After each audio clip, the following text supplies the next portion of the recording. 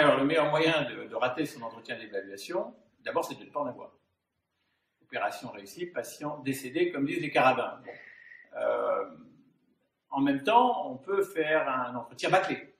Déjà, je débarque à l'improviste, j'appelle mon collaborateur ou ma collaboratrice et je lui dis tiens, en fait, il faut qu'on se voie, il faut qu'on fasse le point sur l'année. Ou alors, tiens, la DRH veut qu'on lui fasse un entretien de fin d'année, allez, on va lui bâcler ça.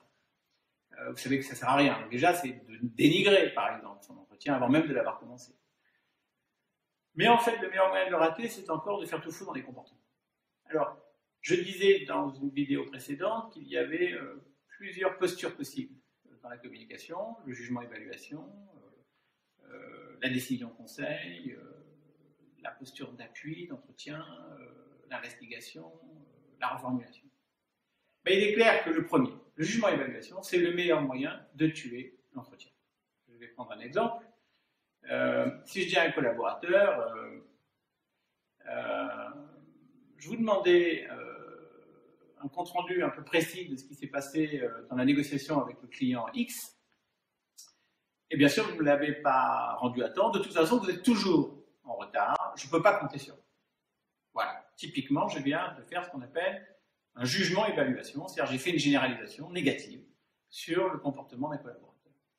On peut être sûr que si je dis à un collaborateur, de toute façon, vous êtes comme ça et c'est pas bon, il n'y aura pas de communication. Il y a des façons plus sournoises de tuer l'entretien, c'est de faire du jugement-évaluation caché. Caché parce qu'on ne dit pas les choses, même pas le jugement négatif, mais on l'évoque. Je vais prendre un exemple. Vous étiez en retard pour me remettre le document sur la négociation. Moi, à votre place, je m'y prendrais plutôt. Pourquoi vous n'installez pas des rappels sur votre ordinateur?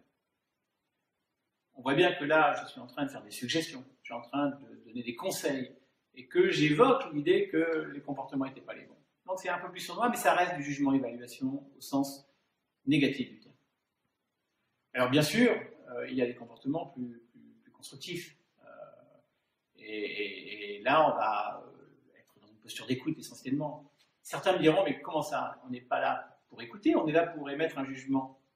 Oui, mais le jugement, c'est un point d'arrivée, c'est pas un point de départ. Donc le meilleur moyen de tuer un entretien d'évaluation, de rater sa rencontre avec un collaborateur, c'est de commencer par du jugement, alors qu'on doit y arriver et on doit l'amener. Alors la première chose à faire, c'est de l'écoute. Et l'écoute, elle sera constructive. Mais c'est pas ce qu'on vient de voir.